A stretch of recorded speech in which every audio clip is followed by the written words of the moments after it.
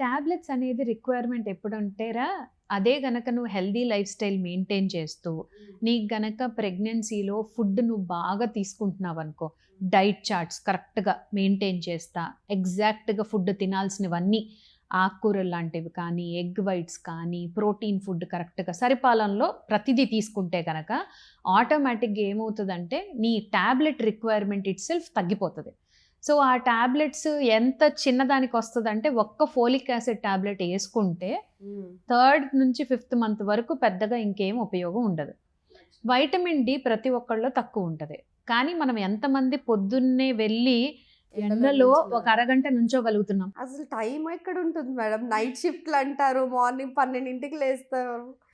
అసలు సో, అదే కుదరట్లేదు. అంటున్నాను. సో, ఆ లైఫ్ స్టైల్ నువ్వు మార్చుకొని, ఒక్క అరగంట గనక సూర్యుడిని అలా పలకరించారనుకోండి, నీ వైటమిన్ డి టాబ్లెట్ నీకు అవసరం లేదు.